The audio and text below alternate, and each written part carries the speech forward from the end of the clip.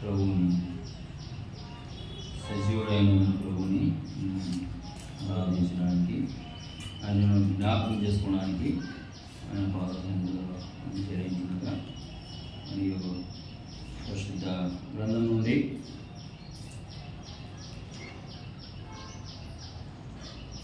కొలస్సీలకు రాసిన పత్రిక అపోస్తలుడైన పౌలు కొలస్సీలకు రాసిన పత్రిక 1వ అధ్యాయము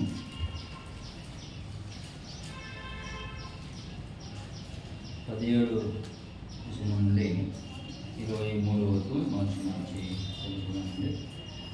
ఆయన అన్నిటికంటే ముందుగా ఉన్నవాడు, ఆయనే సమస్తమునకు ఆధారభూతుడు.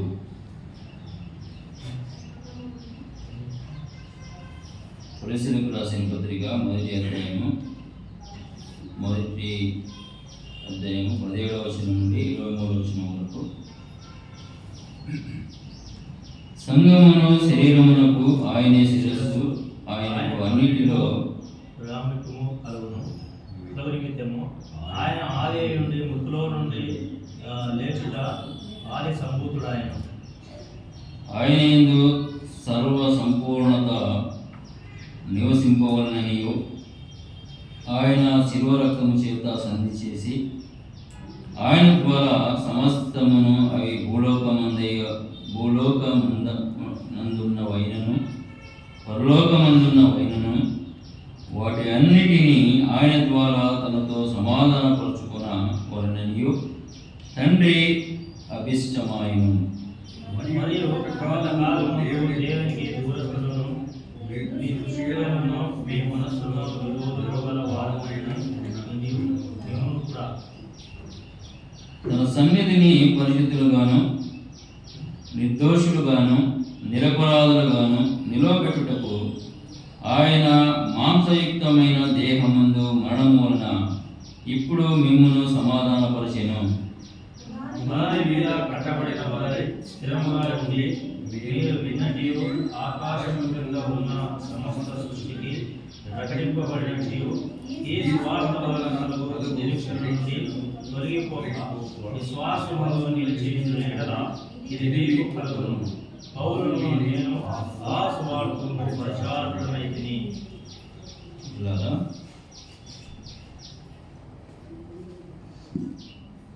ఇక ఉదయకాలన ఆయనను మరియు జ్ఞాపకం చేసుకోవడానికి చేరుచుండగా మరియు ఏమని మరి జ్ఞాపకము చేస్తున్నాం అని చదవబడిన లేఖనాలలో మన మరియు ప్రియుడు కదా ఆయన ఎటువంటి వాడిగా మనకు కనిపిస్తున్నారు. అని ఏ కూడికలో మనం ఉన్నాం, ఆయనను జ్ఞాపకము చేసుకునే కూడిక కదండి. మరి ఏమని ప్రియ ప్రభు మనకు ఈ భాగంలో ఆయన ఏ విధంగా మనకు కనబడుతున్నారు అని, ఆయన అన్నిటికంటే ముందుగా ఉన్నవాడు, ఆయనే సమస్తమునకు ఆధారభూతుడు. అందుకనే లేఖనంలో మనం చూస్తాం కదా, నీకు సాటి అయిన వారు ఎవరు కూడా లేదు, వేలుపులలో మీ వంటి వారు ఎవరు కూడా. ఆయన అన్నిటికీ ఆధారభూతుడు, ఆయన అన్నిటికంటే ముందుగా ఉన్నవాడు. సంఘము అను శరీరమునకు ఆయనే శిరస్సు, ఆయనకు అన్నిటిలో ప్రాముఖ్యము కలుగు నిమిత్తము ఆయన ఆది అయింది మృతులలో నుండి లేచుటలో ఆది సంభూతుడాయను. ఆయనందు సర్వ సంపూర్ణత నివసింపవలననియు, ఆయన శిలువ రక్తము చేత సంధి చేసి ఆయన ద్వారా సమస్తమును అవి భూలోకమందున్నవైనను పరలోకమందున్నవైనను వాటి అన్నిటినీ ఆయన ద్వారా తనతో సమాధానపరుచుకునవలననియు తండ్రి అభిష్టమైన చూస్తాం. తండ్రికి అభిష్టము. ఎందుకు ఇష్టమైనది అంటే మనము నశించిపోవడం ఆయనకు ఇష్టము లేదు. ఇలా 22 రోజులు మనం చూస్తున్నాం.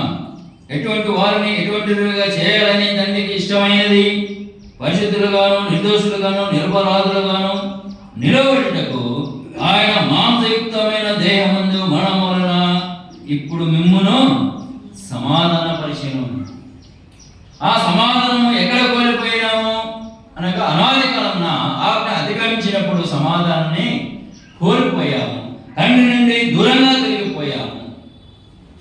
మరలా ఉభయులను ఏకము చేయడానికి ఆ ప్రియ ప్రభువు ఆది సంబోధుడుగా ఉన్న ఆయన, అన్నిటికీ ఆధారభూతుడుగా ఉన్న ఆయన మరియు ఈ యొక్క మాంసయుక్త దేహాన్ని ధరింపవలసి వచ్చించున్నది. మరియు ఎప్పుడో పత్రికలో మనము జ్ఞాపకం చేసుకుంటున్నాం కదా, పదే పదే ఆ పిల్లల రక్త మాంసముల వారైనందున ఆయన కూడా రక్త మాంసములలో వారివాడాలి. ఆది సంబోధుడుగా ఉన్న ఆయన, అన్నిటికన్నా ముందుగానే ఉన్న ఆయన మరియు రక్త మాంసములో పాలిభాగస్తుడిగా అర్థించినట్లుగా మనం చూస్తున్నాం. ఆయన ఇంకా ఏమై ఉన్నాడు? ఆయన సంగమునకు ఆయనే శిరస్సు. ఆయన తప్ప శిరస్సు వేరే. అందుకే ఆయననే మనము జ్ఞాపకం చేసుకోవడానికి మనం చేరవచ్చాము. ఆయన అన్నిటికన్నా ముందుగా ఉన్నవాడు. ఆయనే సమస్తమునకు ఆధారభూతుడు. ఆయనకు సాటి మరి ఎవరు లేరని మనం చూస్తున్నాం. ఆయనే సంగమునకు శిరస్సు అని మనం చూస్తున్నాం. ఆయనకు అన్నిటిలో ప్రాముఖ్యత కలుగు నిమిత్తము ఆయన ఆది అయి ఉండి మృతులలో నుండి లేచుటలో ఆది సంభూతుడాయన. ఆయన అన్నిటికన్నా ముందుగా ఉన్నవాడే. ఆయన సమస్తమునకు ఆధారభూతుడు. ఆయనే సంఘమునకు స్వార్థమిచ్చి సంపాదించిన సంఘమునకు ఆయనే శిరస్సు. మరియు అయినప్పటికీ దానిని సంపూర్ణముగా నెరవేర్చడానికి, తండ్రి అభిష్టమును నెరవేర్చడానికి ఆయన మృతులలో నుండి లేచుటలో మనం చూస్తున్నాం. ఆయన ఆది సంబూతుడు ఆయన మనం చూస్తున్నాం. ఎప్పుడు సంపూర్ణముగా ఆయన ఆది సంబూతుడు అయ్యాడు అని మనం ఆలోచన చేసినప్పుడు, మృతులలో నుండి లేచిన మనపై మరణ శాసనము విధింపబడించుండగా ఆ మరణ శాసనాన్ని కొట్టవేయడానికి ఎబ్రీ పత్రికలో మనం చూస్తాం 2:14 ఆ పిల్లల రక్త మాంసంలో వారైనందున ఆయన కూడా రక్త మాంసంలో వారి భాగస్థుడు కావలసి వచ్చింది. ఎందుకనగా వారు జీవిత కాలం అంతయు మరణపు దాస్యములో వారు ఉండి ఆ నిత్య నాశనానికి వారు పోవలసి వచ్చింటుండగా, అందుకే మనం ఇక్కడ మనం చూస్తాం.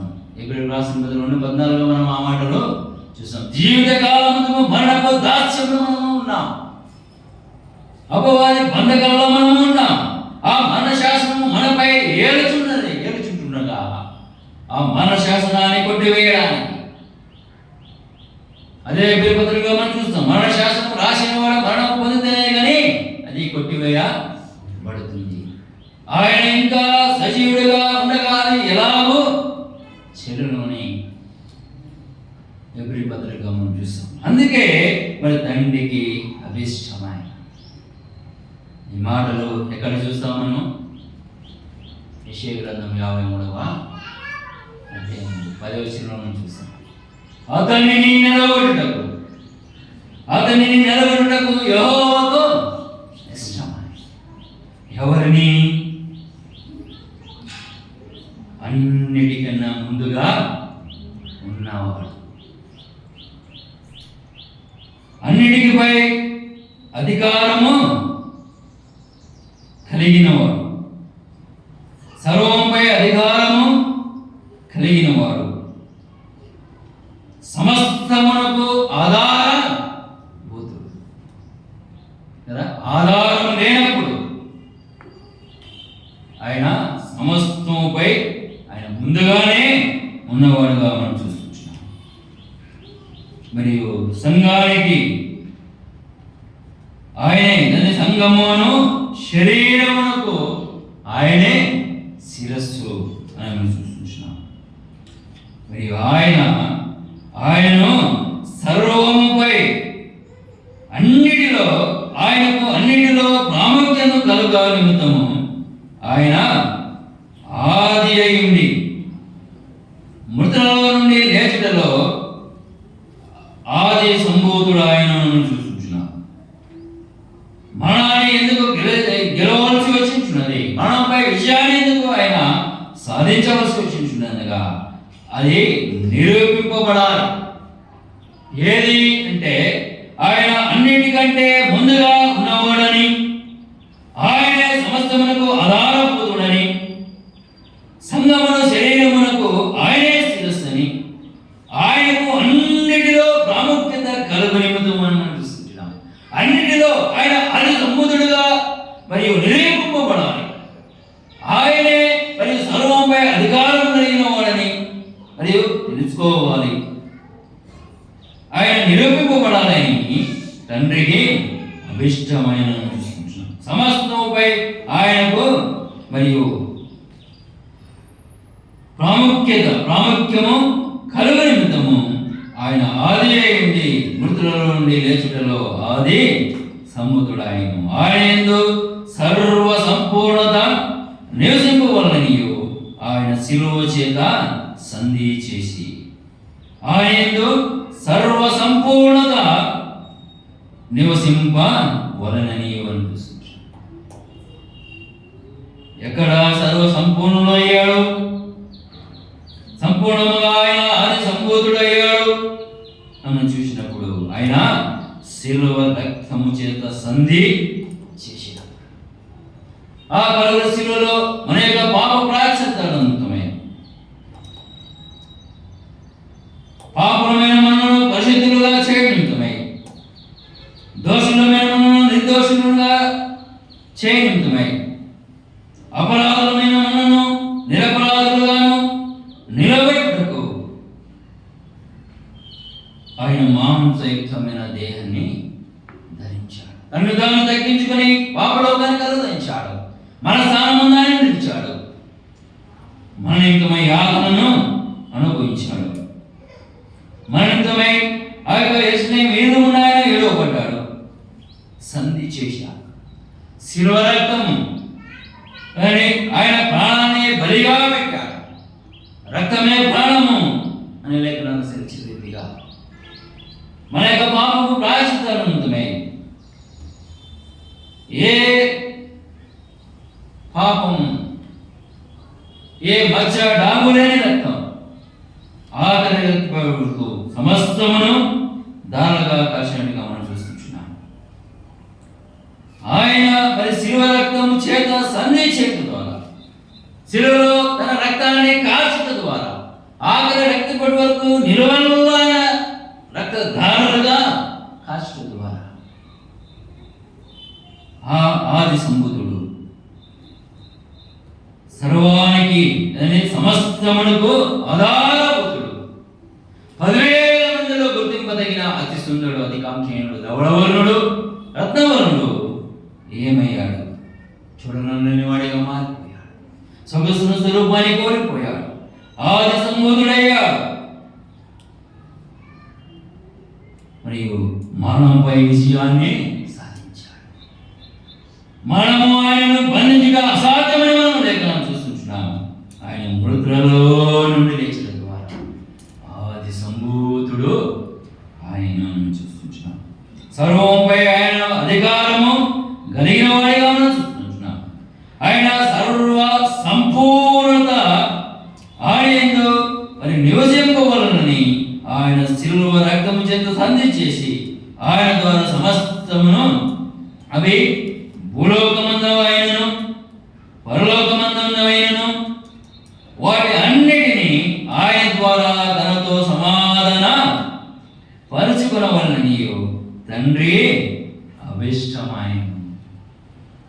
చూడండి, భూలోకంలో ఉన్నవైనను పరలోకంలో ఉన్నవైనను తండ్రి నుండి ఎడవాల్సినవి ఏదైతే ఉన్నదో అది మరలా ఏకము చేయాలని, వాటన్నిటిని ఆయన ద్వారా తనతో సమాధాన పరుచుకునవలని తండ్రి అభిష్టమాయ. అతనిని నలగొట్టడానికి యెహోవాకి ఇష్టమాయ. తండ్రికి ఎందుకు అభిష్టమాయన చూసినప్పుడు భూలోకమందు ఆయన నుండి దూరంగా తిరిగిపోయి ఆయన ప్రేమను నోచుకునగా అసమాధానముతో ఉన్నవారు లేకపోవడం అని లోక పాపము అని ఆయన ఏ విధంగా వచ్చాడనగా లోక పాపమును మోసుకొని పో దేవుని గొర్రెలుగా. భూలోకమందు అసమాధానమందు తండ్రి నుండి దూరంగా కలిగిపోయిన ఆయన సన్నిధికి రాదైన వారు ఉంటుండగా అదే విధముగా అదే సమయంలో పరలోకమందు కూడా అసమాధానముతో మరియు ఉన్నట్టుగా మనము చూస్తున్నాం. ఆయన అందుకే మరియు ఆయన ముందుగానే ఉన్నవాడు జ్ఞాపకం చేస్తున్నాం. మరి సమస్తమునకు ఆధారభూతుడని మనము జ్ఞాపకము చేసుకున్నాము. ఆయన మరియు పరలోకమందమై అసమాధానము ఉంటుండగా దానిని ఆయన ఏ విధంగా మరి సమాధానం పరచాలి తండ్రికి అంటే ఆయన మృతులలో నుండి లేచుట ద్వారా ఆది సంబోధుడు అయ్యాడు. ఆయన మరి శిలువ రక్తము ద్వారా ఆయన సంధి చేయడం ద్వారా మన స్థానమందు ఆయన మరి నిలుచుట ద్వారా మన నిమిత్తమై ఆయన వ్యాజ్యం ఆడటం ద్వారా ఆయన సంధి చేశాడు. ఆయన సన్నిధిలో వచ్చడానికి ఆరాధన మనకు దేవుడు అనుమతించినట్టుగా మనం చూస్తున్నాం. ఏ విధంగా అనగా ఆయన మరియు శిలువ రక్తం చేత సంధి చేయడాన్ని బట్టి ఆయన మృతులలో నుండి లేవడాన్ని బట్టి మృత్యుంజయుడై లేవడాన్ని బట్టి మనకు సమాధానం కలిగించాడు. అంతేకాకుండా 22వ వచనం ప్రకారంగా పరిశుద్ధత మనకు అనుగ్రహింపబడింది మరియు నిర్దోషులుగా మనం తీర్చబడ్డారు. నిరపరాధులుగా మనను తండ్రి ఆయన ప్రోత్సహించి ఆయన దుఃఖాన్ని మనము కలిగజేసి ఉంటుండగా ఆయనకు ఆనంద క్రీడముగా మనను నిలబెట్టడానికి ప్రియ ప్రభువు ఆది సంబోధుడు అన్నిటికీ ఆధారభూతుడు మరియు శరీరం అనే సంఘం శిరస్సు ఆయన మరియు తన శిరస్సుపై ముండ్ల కిరీటాన్ని మరియు ధరింపజేసుకుని మనను ఆయన మరియు నిర్దోషులుగా నిష్కలంకులుగా నిందరహితులుగా ఆయన ఎదుట నిలబెట్టడానికి తండ్రి ఎదుట నిలబెట్టడానికి తను తాను వ్యక్తులుగా చేసుకున్న గొప్ప దేవునిగా మనము మరియు జ్ఞాపకం చేసుకుంటున్నాం. ఈ విధంగా 21వ వచనంలో మనం చూస్తున్నాం. మరియు గత కాలమందు దేవునికి దూరస్తులను మీ దుష్క్రియల వలన మీ మనస్సులో విరోధ భావం గల పనై ఉండిన మిమ్మును కూడా విరోధ భావం గల ఏమున్నా మిమ్మును కూడా గతకాలమందు అంటే మనం చూస్తున్నాం దేవునికి దురస్తున్నారు. పరలోకమందు లేరా? అందుకే 22వ వచనంలో 20వ వచనంలో ఆ మాటను చూస్తున్నాం. భూలోకమందువైనను పరలోకమందున్నవైనను వాటి అన్నిటినీ ఆయన ద్వారా తనతో సమాధానపరచుకునవలననియు తండ్రికి ఇష్టం. ఎంత ప్రేమ! ఎన్నికలేని వారమైన మనం ఎన్నికలేని వారము